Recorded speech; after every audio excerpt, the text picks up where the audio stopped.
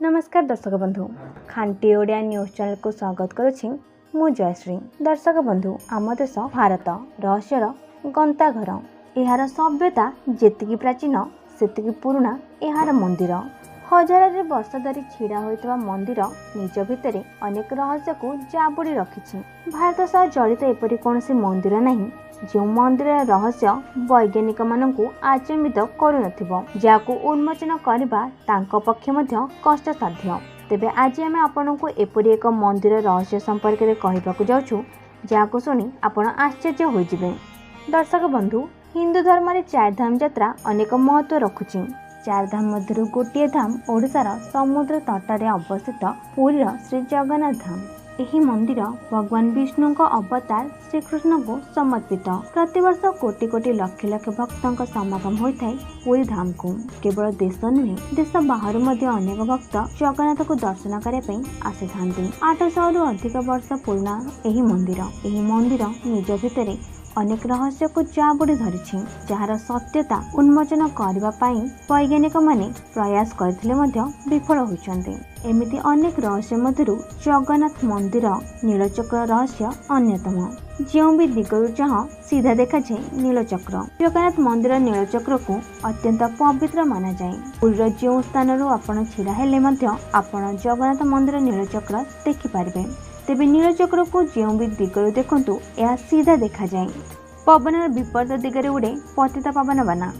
साधारणतः प्रत्येक मंदिर बाना पवन दिगरे उड़ुवा बेले श्री जगन्नाथ मंदिर पतित पावन बाना मंदिर विपरीत दिगरे उड़ी थाए। यह सह भारत प्रथम मंदिर जोठी प्रत्येक दिन मंदिर बाना बदल करा जाए।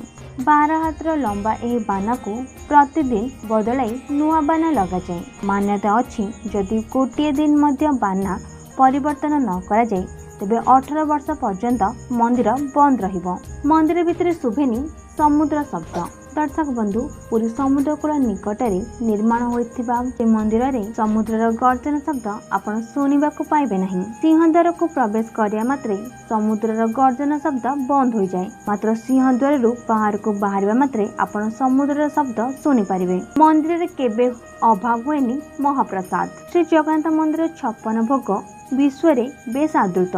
मंदिर को प्रत्येक दिन जेते भी भक्त आसंतु ना कहीं केबे भी महाप्रसाद अभाव होई न थाए। प्रत्येक समय रे भंडार परिपूर्ण रुहे। प्रभु जगन्नाथ प्रताप रे हजार हजार लोक आरंभ कर लक्ष लक्ष लोक प्रत्येक दिन भरपूर भोजन करिया परे मध्य महाप्रसाद नंट होई न थाए। श्रद्धालुओं संख्या जेते बढ़ोतरी हेले मध्य प्रसाद नियंट हुए नहीं। मात्र मंदिर बंद हवा समय रे ही प्रसाद शेष होई थाए। मंदिर रोषशालार रहस्य। जगन्नाथ मंदिर रोषशाला भारत सबुठारु बड़ रोषशाला मध्यरु अन्यतम। एठी दैनिक 800 लोक भोजन प्रस्तुत करिथांते। तेबे भोजन प्रस्तुति पई माटी पात्र व्यवहृत होउथबा बेले 7टी माटी पात्र रे एठी भोजन प्रस्तुत होइथाय। 7टी पात्र को गोटिए पर गोटिए रखा जाय प्रसाद प्रस्तुत करा जाय। किंतु सबुठारु आश्चर्यजनक कथा हेउछि कि सभा शीर्षरे थिबा पात्र रे प्रथमे महाप्रसाद प्रस्तुत होइथाय एवं सभा तळे चुली पाखरे थिबा पात्र रे सभा शेष रे महाप्रसाद प्रस्तुत हुए। तेबे किपरि सभा शेष पात्र रे प्रथमे एवं सभा प्रथम पात्र रे शेष रे प्रसाद प्रस्तुत हुए, यार रहस्य एबे भी रहस्यपूर्ण। भूमिर वैकुंठ।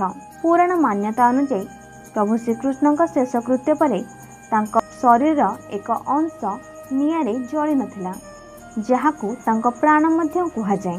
तेबे विश्व रे प्रथम मूर्ति जहाँ मध्य प्राण रही प्रत्येक 12 वर्ष मध्य भगवान जगन्नाथ नवकलेवर हुए एवं समय रे श्रीकृष्ण शरीर अंश बा ब्रह्म जगन्नाथ मध्य स्थापन करा जाए। एहाकू ब्रह्म परिवर्तन नीति मध्य कुहा जाए। एही नीति समय रे संपूर्ण शहर लाइट कटा जाए एवं कड़ा सुरक्षा मध्य ब्रह्म को परिवर्तन करा जाए। कुहा जाए एही ब्रह्म को जिए देखिबो ताहार मृत्यु हो जाए। श्रीमंदिर छाई नहीं। प्रत्येक मंदिर छाई थिबा बेले श्रीमंदिर छाई नहीं। एहा सह प्रत्येक मंदिर उपरे पक्षी उड़ुथबा बेले श्री जगन्नाथ मंदिर उपरे कौनसी पक्षी उड़ती नहीं कि बसा करती नहीं। एही कारण समस्त विमान को मध्य श्रीमंदिर उपरे उड़िबा को बारण करा जायछि। श्रीमंदिर रत्न भंडार रहस्य। श्री जगन्नाथ मंदिर रत्नभंडार रहस्य सबुबले रहस्यमय। जगन्नाथ केते धन संपत्ति अच्छी ताहाको नहीं अनेक तर्जमा होई मध्य कौनसी सठिक फलाफल एपर्यंत बाहरी पारि नहीं।